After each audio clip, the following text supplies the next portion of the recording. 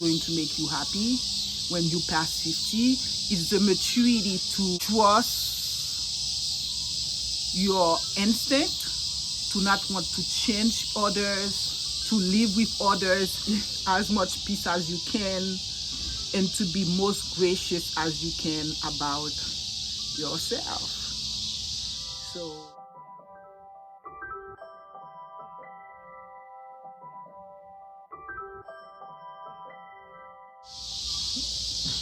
hi guys, welcome back to my channel. My name is YOUTHFUL. This is the channel where we talk about everything. Fragrances, arts, travel.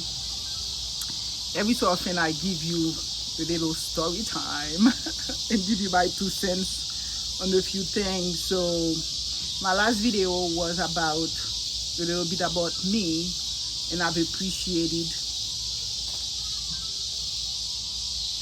your comments, your sweet comments about that video. But anyway, I remember picking up this, so this is story time. I remember picking this up, happiness over 50. So I'm 54. Happiness over 50. And it was like how to have it all. Plan for the perfect retirement. Top food for healthy aging.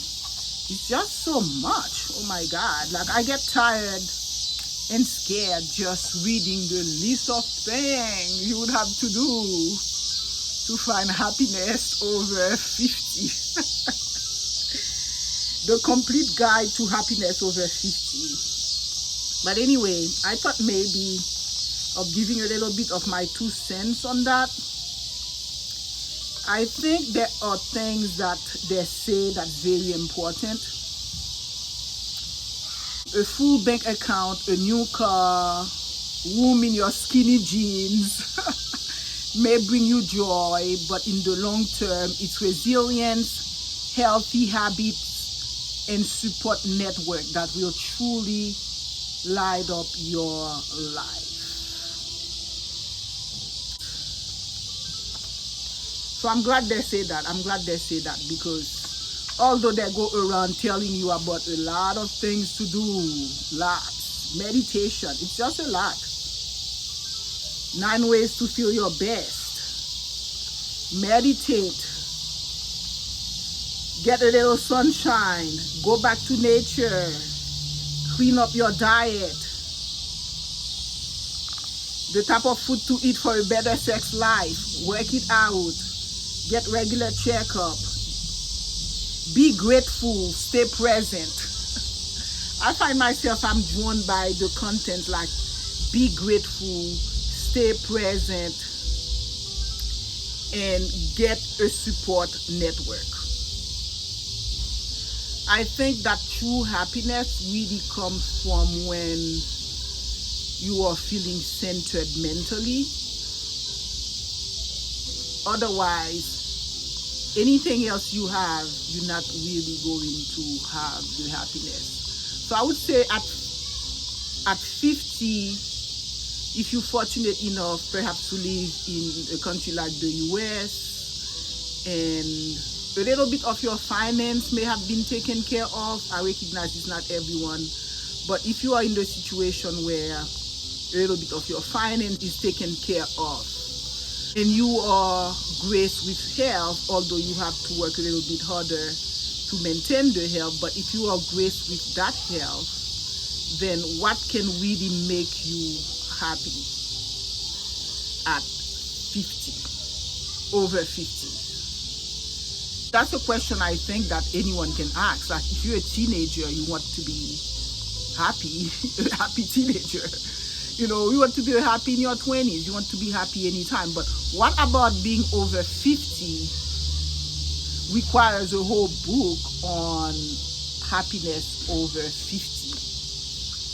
I think that you start basically being further on the self-actualization spectrum, and because you are on that space, you can easily crumble, because sometimes your health also may be going down a little bit, and that may trigger certain things. But at the end of the day, I think when you're over 50, you can start really going to that midlife crisis and start wondering, have I lived my best life? And I think this is why when you're over 50, people ask that question. So those are the questions that I think if you're trying to be happy, it becomes a problem, because you're almost like on your third life. You've gone your teenage life. Perhaps you've had your family. And now you're like facing yourself almost on the third kind of life, and you like, have I lived my best life? At the end of the day, these are the questions you start asking yourself that's going to determine whether you become enveloped in a cloud of sadness, or you feel liberated, you feel free in terms of how you feel you have lived your life.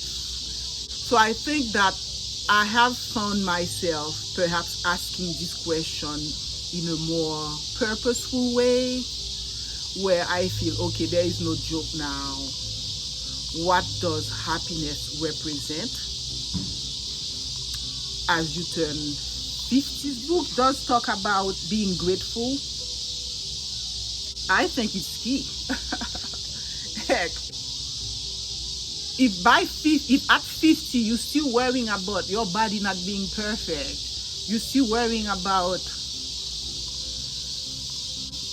what people think about you, you're still worrying about pleasing other people,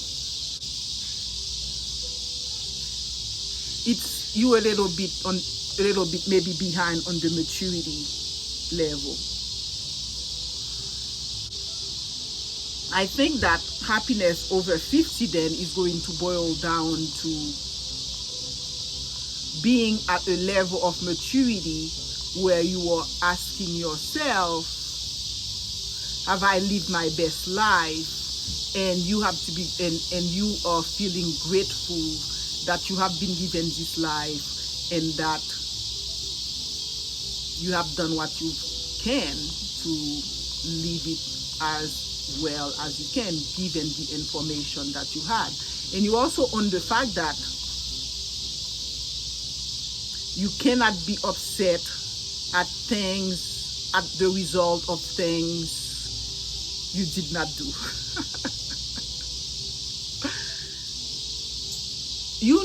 Let's say if you're supposed to if you want to lose a little weight, or you want to be healthy, instead of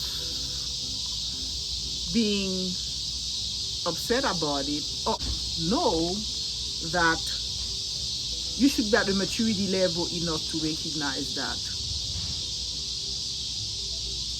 you didn't do the work, and it's never too late to just do the work. That's pretty much what I'm trying to say. So at 50, to be happy, I would say the number one rule is owning your own BS and recognizing that you can try to work on them, but you don't need to kill yourself over working on them. So that's the first thing, be grateful, be on the present, be mature enough to just accept the mistakes and not kill yourself over them, because by now you realize it's not the end of the world. You realize it's not the end of the world. So I think that happiness over 50 is really about trying to know yourself and your limit and embracing them for what they are. So the second one is, I'm going to be an antidote to this whole purposeful living, and define what purposeful living is. I think that it's really nice to be giving of yourself, but I think that what can make us happy over 50 is to have a very fresh mind, to listen to other voices, and to delight in just learning new stuff that we didn't know before. Because I feel like a danger in your 50s is doing things the way you've always done them and sticking to them and feeling that's the right thing. That can be a problem when you realize that, okay, sometimes the way you want things is not going to happen. The way you want your kids to behave, you should have learned by now. You can try to guide them, but sometimes you don't have control over things. I think that by 50, it's really about the maturity to understand that, to not be too serious about things, to recognize that there are other voices out there that you're just going to embrace, and that you're going to just keep laughing, you're going to keep embracing simple things, simplicity, and just less complication. Less complication. You don't have to prove to people you're an intellectual. You've already proven to people, or you don't have to prove to people, oh my God, I'm not serious enough. I think in my case, if I don't want to be abstract about it, the fact that I am on social media now, and it's just like surprising people, and I'm like, why is this surprising you? Why were you feeling that I had to be a certain way just because I have a career, just because I have kids and everything? Why all of a sudden I have to be this very stuck up person that's not having fun, that's not opening up, that's only talking about very serious matters? I believe that once you pass 50, you should be willing to not make work your whole life. You should be willing to, if you're a creative person, to embrace the creativity. You should be willing to lighten up. And the problem with trying to do that is the fact that we feel people are going to be like, oh, you're so old. Guys, the biggest discrimination is like age discrimination. People are like, why are you doing this? You're not the skinniest person on this planet. Your skin is not the smoothest. You have wrinkles, blah, blah, blah. You shouldn't feel out of place just because you decide to have fun. You shouldn't feel out of place just because you decide to embrace life. It's like, if people cannot handle that, that's their problem. If that's what makes you happy, you just go ahead and do that. Oh my gosh, look at that feel-good strategy. Don't snooze, you lose. Are you kidding me? Imagine that. That's the time for you to be most graceful with yourself. If you snooze, who cares? What are you really going to lose? Someone says something about you, oh, you're not skinny enough to be showing yourself on Instagram. So that's news. What are you really losing about that? If at that moment you were happy enough, you felt you were expressing some creativity. But the most important thing is you helping somebody. That's the thing, We should be mature enough to recognize that whatever we're doing, if we're having the right intention, it's not all about us. If it's not all about us, our intention is to help others, then it's valid. Of course, we do the heavy things. If we are medical doctors, we are saving the world. If we are lawyers, we are arguing and saving the innocent. We're doing all this, but I can tell you, most people on social media that I see, they also are big time lawyers, they're also doctors, they're also this, they're also that. But that doesn't mean they're not using the platform as a creative outlet to learn editing, to learn movie making, to learn communication, to learn connecting with other people on a less stressful manner.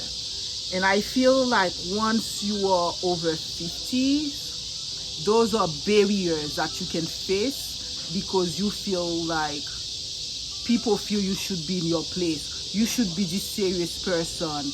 If you're going to be on social media, it should be about how do you cook and how do you take care of your kids and things like that, when it doesn't have to be that. It doesn't have to be that.